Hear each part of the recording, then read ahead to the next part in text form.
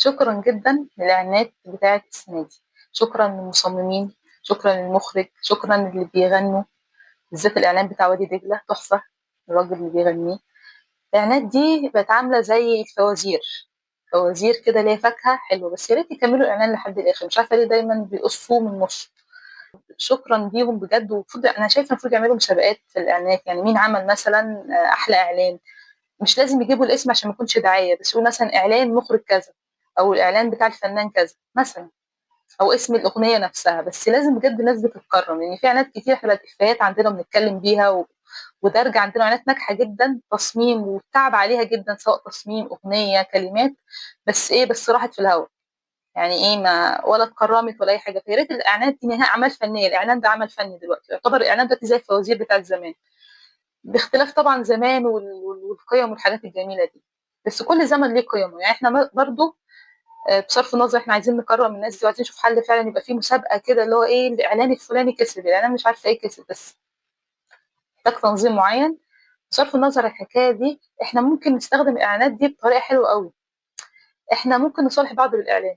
بجد يعني أغاني أصلًا الإعلانات بتاعة رمضان بتقول لك إيه، خلّي عندك صلة رحم، اسأل على اللي غايب، افتكر الناس اللي كانت العزيزة عليك، إحنا كتير إحنا كقرايب أو كأصحاب أو أي حاجة بنبقى ناقصين بس عايزين حد يعبّر على الكلام ده، فممكن نبعته لبعض، ممكن نقول أنتِ قد إيه وحشتيني، قد إيه القعدة دي ناقصاك، قد إيه الكلام الجميل اللي إحنا بنسمعه في الإعلانات،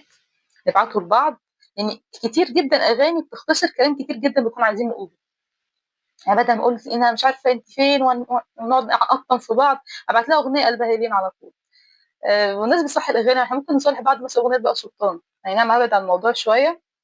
هبعد عن الموضوع شويه، اللي هو الاغنيه بتاعت تعالى دلعك، الاغنيه دي جميله يعني بصراحه، الاغنيه دي تجيب صلح جامد، يعني تخيل مثلا ايه، انزل لي بقى يلا تعالى دلوقتي، اي واحد بقى مغضب مراته، اي واحد متخانق مع خطيبته، اي واحد حتى صاحبه كمان متخانقين مع بعض بقى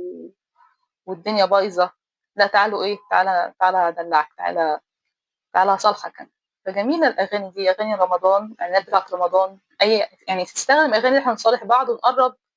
بتليّن، تحس بتليّن، يعني أغنية مثلًا بتاعة شيرين، معلش هاطوّل شوية، الأغنية بتاعة شيرين بتاعة السنة اللي فاتت بتاعة عايزين نقابل بعض أكتر، أكتر، وحشنا وحشتنا أكتر، أكتر، كده يعني. جميلة، خطيرة وفعلًا معبّرة أوي على فعلًا أكتر، وعايزين نشوف أكتر، أكتر، أكتر، أكتر قد ما نقدر، جميلة، فكلّها أغاني، وأغاني برضه السنة دي حلوة بصراحة، فحلوة ومعبّرة، وخلّينا نصالح بعض بيها بدل ما نقعد نتخانق مع بعض ونقعد نشِد مع بعض وإيه، ويبقى دايمًا أول يوم رمضان وتاني يوم رمضان بيبقى كل الناس ماسكة في بعض، فممكن نليّن قلب بعض بيها شوية، نحاول يعني. شكرًا.